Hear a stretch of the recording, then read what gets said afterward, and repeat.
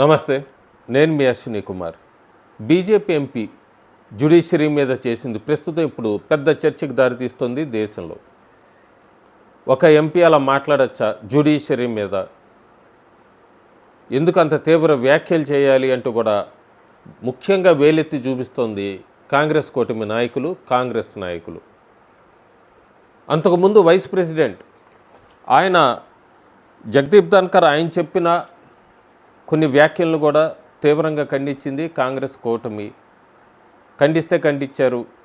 బాగా కాంగ్రెస్ పార్టీకి అనుకూలమైన ఒక వెబ్సైట్ లేదా మ్యాగజైన్ ఎక్కడి దాకా వెళ్ళిందంటే వైస్ ప్రెసిడెంట్ని ది డాగ్ అనే లెవెల్కి వెళ్ళిందంటే, అంత అబ్యూజివ్ వర్డ్ యూజ్ చేసిందంటేనే కాంగ్రెస్ నాయకులు ఎక్కడి దాకా బరితెగించారంటే ఒక అత్యున్నతమైన స్థానంలో ఉన్న వ్యక్తిని ఎట్లా విమర్శించారు అన్నది, ఎట్లా ఒక వెబ్సైట్లో దాన్ని జనాల దృష్టిలో ఉపరాష్ట్రపతిని తీసుకెళ్లారు అనేది కూడా ఇది ఖండించాల్సిన విషయం. జ్యుడిషియరీ మీద ఎవరికి వాళ్ళ వ్యక్తిగత అభిప్రాయాలు ఉంటాయి. ఫైనల్ నిర్ణయం సుప్రీంకోర్టు ఎప్పుడు తీసుకుంటుంది ఏ విషయం వచ్చినా. ఇదేమీ మొదటిసారి కాదు. బీజేపీ ఎంపీ ఒక చేయగానే ఒక్కసారి కాంగ్రెస్ నాయకులందరూ కూడా ఖండించారు. ఓ న్యాయస్థానం మీద ఎట్లా వ్యాఖ్యలు చేయకూడదు ఇవంటి అంటూ కూడా వీళ్ళందరూ చెప్తున్న నాయకులు గతం అంతా మర్చిపోతున్నట్టుగా తెలుస్తుంది మనకి. గతంలో వీళ్ళు నేర్పిన పాఠాలే 2005లో తీసుకుంటే అప్పుడు సోమనాథ్ చటర్జీ లోక్సభ స్పీకర్ అయిన యూపీఏ 1 రూలింగ్లో ఉంది. జార్ఖండ్లో బీజేపీకి సింగిల్ లార్జెస్ట్ పార్టీగా సపోర్ట్ వచ్చింది. గవర్నమెంట్ని ఫామ్ చేద్దాం అనుకున్నారు బీజేపీ, సింగిల్ లార్జెస్ట్ పార్టీయే. కానీ యూపీఏ అప్పుడున్న గవర్నర్ జేఎంఎంని సీఎం పోస్టులో కూర్చోబెట్టారు.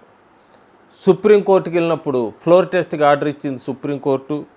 కానీ లోక్సభ స్పీకర్ అప్పుడున్న సోమనాథ్ చటర్జీ ఆయన సుప్రీంకోర్టుని నువ్వు లెజిస్లేటర్ల విషయంలో ఎట్లా ఇంటర్ఫియర్ అవుతావు అంటూ కూడా సుప్రీంకోర్టు మీద తీవ్రంగా వ్యాఖ్యలు చేశారు.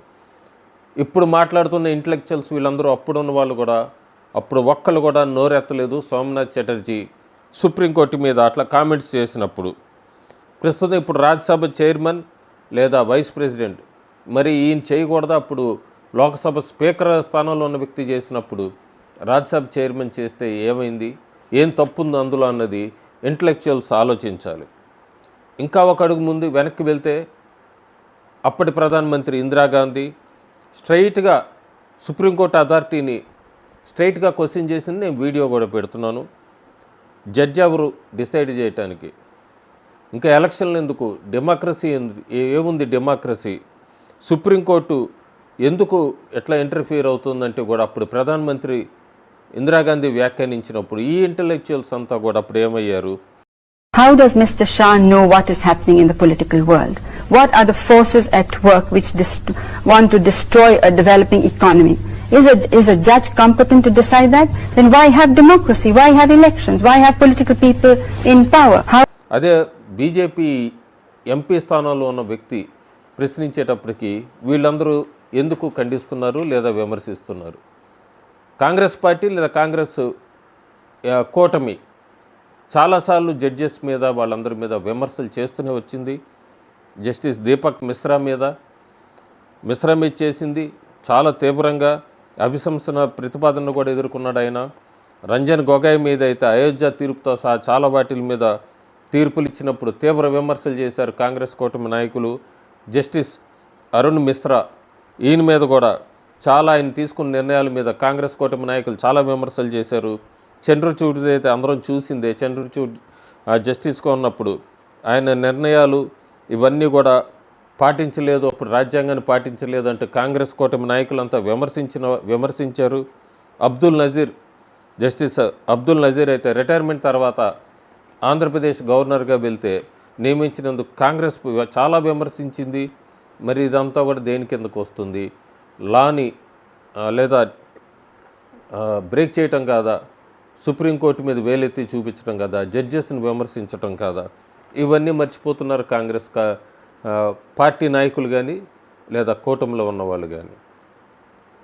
ప్రస్తుతానికి ఈ బీజేపీ ఎంపీ చేసింది అయితే మాత్రం భారతదేశం మొత్తంలో కూడా ఒక చర్చకైతే దారితీస్తుంది.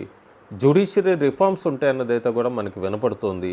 అందుకే ప్రధానమంత్రి నరేంద్ర మోడీ రాష్ట్రపతిని కలిశారని ఇవన్నీ కూడా ఒక స్పెక్యులేషన్స్ వినబడుతున్నాయి. ఏదైనా ఈ సుప్రీంకోర్టుకి సంబంధించిన ఈ తీర్పులకి దీనికి లేదు, ఒక జడ్జి ఇంట్లో దొరికిన క్యాష్ మీద ఇప్పటిదాకా కూడా ఎంక్వైరీ వేయలేదు, అది అక్కడితోనే ఆగిపోయింది. ఇలాంటివి కూడా విమర్శలు వస్తున్నాయి సుప్రీంకోర్టు మీద. సో వీటన్నిటికీ కూడా ఎండ్ పెట్టాల్సిన అవసరం ఎంతైనా ఉంది. Thank you.